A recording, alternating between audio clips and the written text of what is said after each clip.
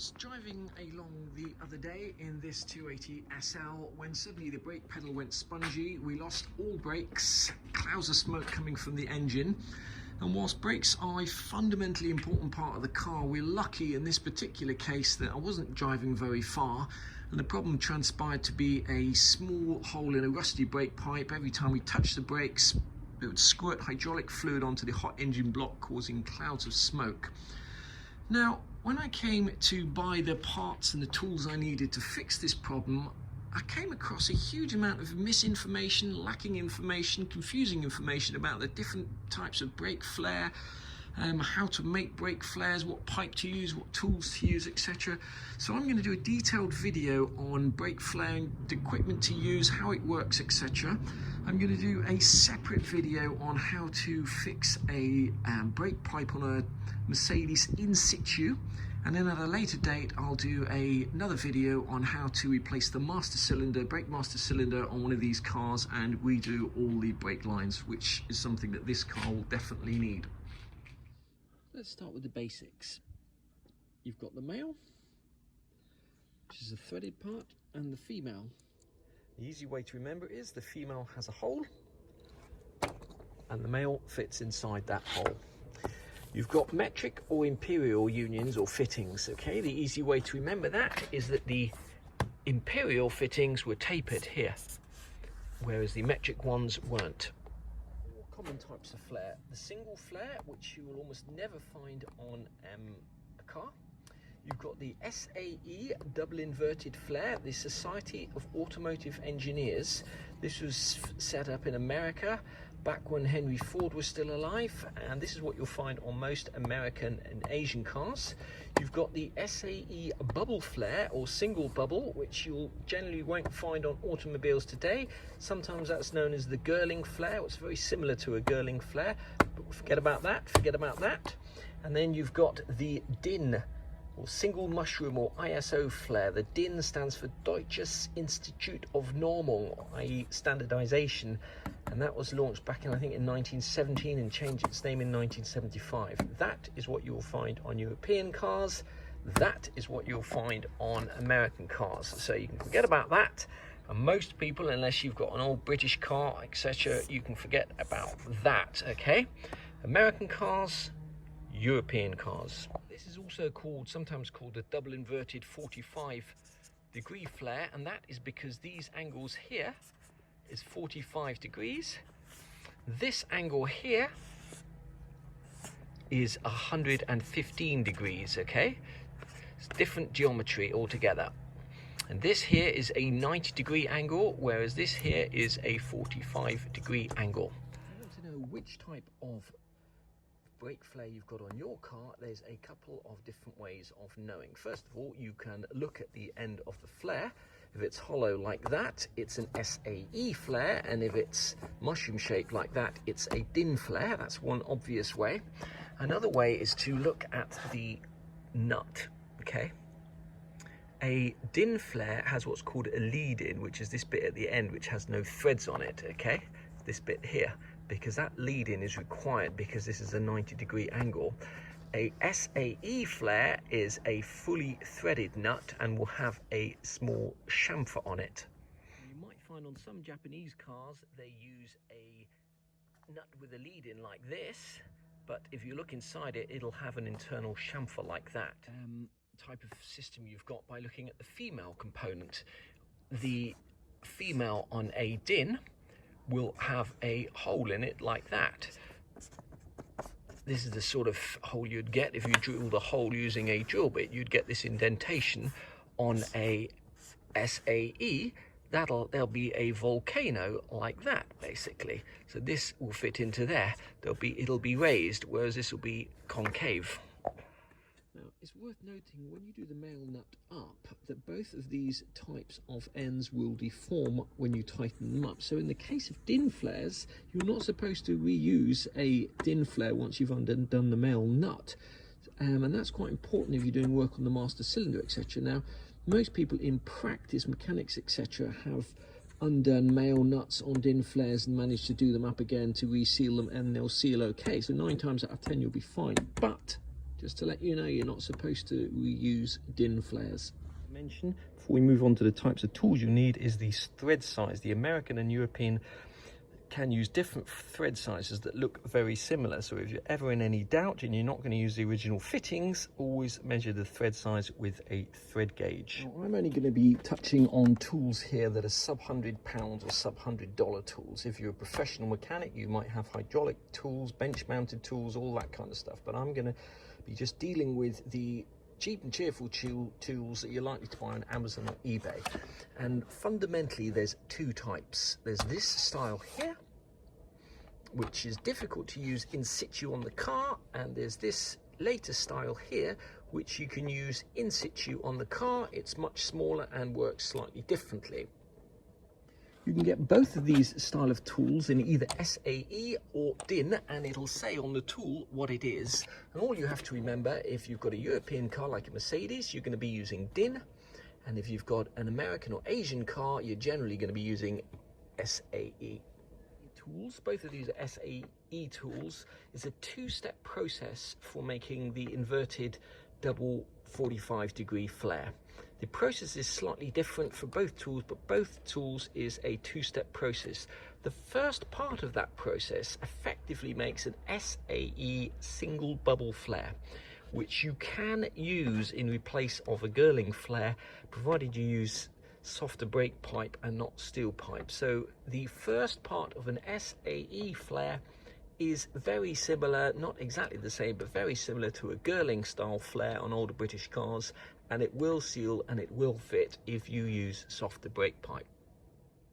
The advantage of this style of tool is that you have 5 different dies, so you can potentially flare 5 different pipe sizes. Brake pipes on cars are nearly always 3/16 or 4.75 mil, and this style of tool will only do brake pipe. You can get the same style of tool for doing fuel pipe, etc., but this tool here will only do 3/16, whereas this tool can do all 5.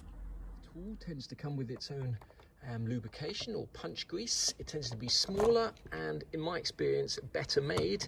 This style of tool, unless you pay a lot of money for one, tends to come from China, and there can be quality concerns and issues. There's a huge variety of quality of kits, but if you were going to get this style of kit, my advice would be to go for the ones with the nuts here and here instead of the wing nuts. The wing nuts are designed to be tightened by hand, and sometimes people put screwdrivers and bars between them to tighten them up more, but you end up breaking those wing nuts if you do that. This style here with the nut allows you to get a socket on and will allow you to tighten this down better and possibly get a better flaring tool. There's a couple of tips and tricks that you can use to make your life easier, and the first one is when it comes to actually clamping the pipe inside this tool, what you're supposed to do is tighten this end of the tool down first and then this end.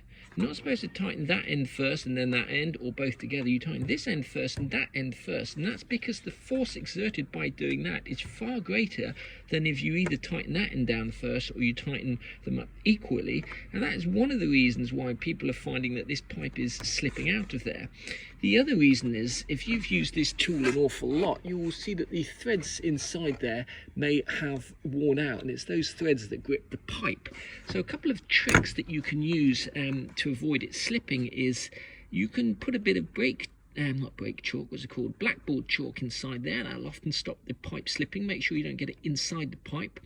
And you can also, I've seen people put emery paper or sandpaper inside there to stop it slipping as well. But the main thing to do is you don't need to over tighten these things. These things are not supposed to, these jaws are not supposed to meet. You just tighten that one first and then that one. One of the things I've seen people do with an SAE tool is turn it upside down. Now the front of an SAE tool has got these chamfers here, 45-degree chamfers, and what I've seen some people do is turn the tool upside down like that, use the correct fitting and try and create a DIN flare, an ISO DIN flare, by using the flat end of this, assuming that because that is flat, it'll give you the 90-degree edge that you need on the back of a DIN flare. But the problem with doing that is that, if you remember back to the beginning of this video, the SAE flares use 45-degree angles, so when you tighten that down, it's going to give you a 45-degree angle, whereas the DIN flare is actually 115 degrees. So it's going to give you a slightly different angle and therefore a different fitting. So it may work. You may be able to make a flare that doesn't leak from an SAE tool that fits into a DIN female, but I definitely wouldn't recommend it, and it's not what you're supposed to do with this tool. You can get DIN tools this same style if you need to. Make sure you lubricate the die, and when you lubricate it, don't use a petroleum-based oil. Use a silicone grease or special brake flaring grease, or possibly use brake fluid, but don't use a petroleum-based oil because that won't mix with your brake fluid. So always remember to lubricate. It will make your life a lot easier. And you'll find that on this style of kit here, they usually come with their own special type of grease. Slips. While you're tightening that down, you will not get a perfect flare. So if you're concerned about that at all, my advice would be either use a bit of Tipp-Ex or wrap a bit of masking tape around that. And then when you finish doing the flare, you'll be able to see if that masking tape has moved or not. When it comes to tightening this down, if this is not 100% absolutely perpendicular, you will not get a decent flare on the end of the pipe. And what you're supposed to do is you're supposed to have this tilted at an angle like so, so that it is locked against here when you start tightening it down, and that will help you get this perpendicular. But actually you can see with this cheap Chinese version of this that you're not able to do that because this nut here is in the way. Inspect your flare once you've done it. Check for cracks and unevenness and make sure it's 100% centered before you put it on your car. The way this style of tool works is very, very simple. You put your pipe in and you're going to place that on top like so, and then you're going to tighten this and this up finger tight.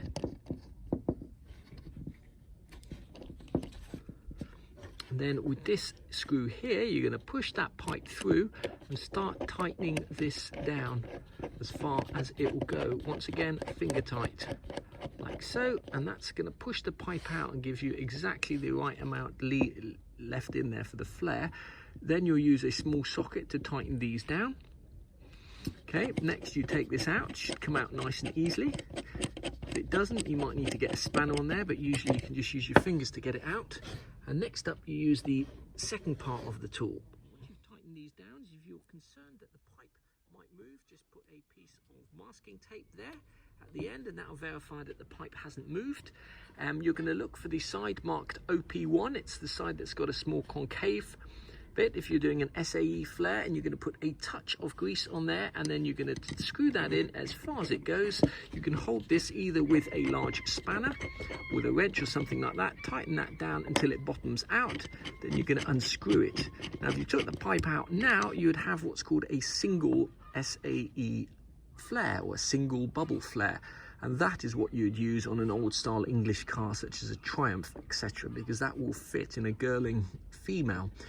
But for an SAE double inverted flare, you're then going to turn this tool down, the part marked OP2, and you're going to screw that all the way in to get the second part of the flare.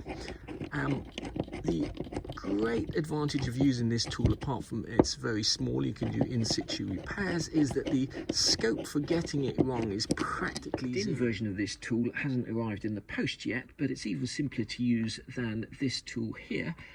It doesn't have this stop nut here separately. It has it on one side of here, so you put the stop nut in first to determine how much pipe is in there in the die, and then you'll turn it round for the DIN flare. So the actual process of the DIN flare is just a one-step process, unlike the SAE, which is effectively a two-step process. In order to cut brake pipe, there are very few situations where you'd ever use a hacksaw. You can't get a clean straight cut, and if you don't get a clean straight cut, you won't make a good flare. There's basically two types of pipe cutter. There's a ratchet style, which is just like a ratchet spanner, or a wrench, can move backwards and forwards. You don't have to twist that all the way around. That can be really useful in tight spaces if you're doing an in-situ repair. And then this style here, which twists on the pipe, but as I say, if you're doing an in-situ repair, you may not have enough room. There's big differences in quality of these things, but I wouldn't go too crazy. The one thing I can say, if you buy a cheap Chinese pipe cutter like that, you can see those blades are not even aligned with where they should be. I'll leave that decision up to you. Get a small ratchet cutter would be my advice. You bend the brake pipe to the shape you want, and you can either get a tube bender, as I say, this comes in a variety of different qualities, or you can just use things like a tin can for the wider bends, a socket for the narrower bends. It's entirely up to you. If you're careful, you don't need a pipe bender, but in some cases, especially for really tight bends, it can be invaluable to have a pipe bender. Have to deburr the edges before you make a flare, and there's a variety of ways of doing that. You can get special deburring tools, sometimes they come as part of the kit, or you can use a sharp drill bit. That's a 4.5mm drill bit that will just deburr the inside of a brake pipe. Sometimes you can use a countersink, that'll have the same effect, and some people just use a wire wheel on a drill or bench to deburr the edge. Just bear in mind when you are deburring the edge to either do it upside down so that all the shavings don't fall inside the pipe, if at all possible, or blow out the lines if that's a possibility. But just bear in mind when you're deburring, if you do it that way round, the filings will fall inside the pipe, which is not what you want. Sometimes when you buy brake pipe, you can buy short lengths of it that come pre-flared and pre-fitted. You won't have to worry about straightening the pipe. If you buy it on a roll like this, you'll have to think about how you're going to straighten it. You can either buy a pipe straightening tool, or you can very carefully unravel this on a flat surface. Some people say you can pull it in a vise. The last thing you're going to need is a flare wrench. You might be able to get away with a normal spanner, but generally you'll end up rounding off the nuts, especially on older cars. And the flare wrenches come in a variety of different sizes. On the Mercedes 107 SL, you're going to need an 11mm flare wrench. On other cars it's 10mm. As I say, you'll just have to check on your particular vehicle what size you need. Standard style here, you can also get offset flare wrenches, you can get ratchet flare wrenches, you can also get flare wrenches that clamp down, so you put the flare wrench onto the nut and there's a clamp at the end that allows you to clamp the jaws shut tightly. So if you've got really tight nuts to get off, male nuts to get off, you can get a clamp down flare wrench as well. There are three common types of brake pipe you can get. There's steel brake pipe, which is often what's on the car when it leaves the factory. Steel is cheap to produce, it's hard wearing and it's strong. The disadvantage is it rusts and it's very difficult to bend and flare if you're making up new brake lines. The next most popular is copper brake line. Copper is nice and soft, easy to bend, easy to flare. The doesn't rust. The disadvantage of copper is that under vibration, copper can become hard and brittle and actually crack. So you're going to end up cracking brake lines more easily with a copper brake line. The preferred choice for brake line is something called Cunifer 10, which is 90% copper, 10% nickel, and that has the flexibility of copper. You can bend it nice and easily, flare it nice and easily. It won't corrode or rust. That was originally designed for marine use. The disadvantage of that is it costs twice as much as copper pipe. So just to put that in perspective, this roll here, 7.62 meters, cost about £20 in England. You could buy a roll of copper pipeline for half that price quite easily. And last but not least, this is what you might get if you buy brake line from eBay or Amazon, especially if it's too good to be true in terms of price. Now, at first glance, you might think that's copper brake line, but it's not copper brake line at all, because copper, as you probably know, is not magnetic, and you can see that that is magnetic. So what you'll get off eBay, Amazon and China basically is brake line that you won't be exactly sure what that is. I imagine that's steel brake line with a either copper plated or some kind of colouring in it to make it look like a copper, but be very wary of that. I'm not saying that it's not going to work and not going to do the job, but it's not something that I would use on my cars because I don't know what it is. The brake line on our car failed was because it was rubbing against a clip, and now there's various different types of brake line clip. These ones here are nylon ones. This is our 1976 Trade SL. I don't know if this is the original clip or not, but it was broken when we took it off. There's the non-broken version of it. What we'll be replacing those clips with is steel P-clips. These are 5mm P-clips that are rubber lined, so the rubber ensures that there'll be no vibration or rubbing on the brake line. These cost about 70p each. They're not expensive. Comparing brake lines, I would just make one comment on buying the cheap kits from eBay or Amazon. First of all, the line you're going to get is not going to be copper. Secondly, the fittings you're going to get are not correct. This is supposed to be an SAE kit, and you can see from those male fittings they've got a lead in there. So they are not SAE males, and those are definitely not SAE females. The cutter is not correctly lined up there, you can see. I don't know what the tube bender's like. I haven't used it, and I haven't actually used this kit here yet, but if its quality is anything like the rest of it, I question whether you'd be able to get consistently good flares. Having said all of that, this kit, including the pipe cutters and everything, cost £27. That's right, £27 delivered. So it might be cheap, but you do get what you pay for. Spoken to who've used both styles of tool, and once they've used this style of tool here, claim it makes better flares more consistently and it's easier to use. As I say, this is more expensive, costs over £30. You can pay upwards of that if you go to Eastwood or a company like that.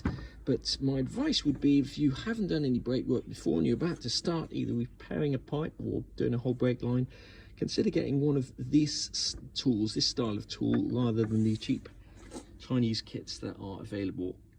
Last but not least, I'm just going to touch on the controversial subject of whether or not you should use compression fittings on brake lines. Conventional wisdom says no, you shouldn't, and in some states in America it's actually illegal to do so. But I know plenty of people who've used compression fittings either in an emergency or as a temporary fix, or some people use them all the time without any problems. So I'm just going to touch on how they work and why potentially there's a risk in using them.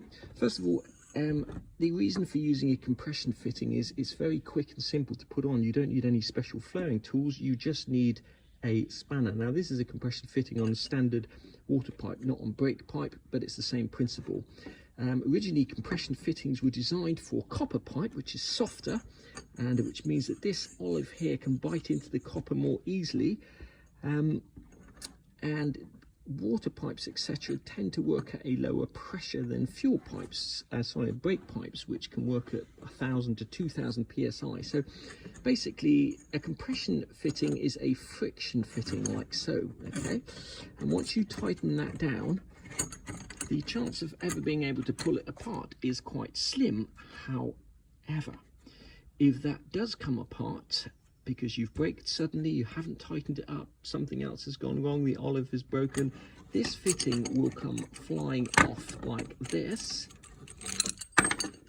and suddenly your brake fluid or hydraulic fluid will be pouring out of there, and you'll have a very sudden loss of brakes. Normally you'll find that when flare fittings leak, they'll leak slowly, and the brakes will go spongy and have some kind of warning. If that fitting blows, you may have no warning, and at 90 miles an hour on the motorway, you may kill yourself or someone else. However, many people do use these fittings and have used them, and I'm not saying you shouldn't use them, but I personally wouldn't use them for anything other than an emergency. Definitely you can use these for fuel lines. We fixed fuel lines like that before on a Mercedes, but for brake lines which work at higher pressure, my advice would be just to get a flare and tool and flare the line rather than use compression fittings. But I'm sure there are people who disagree with that.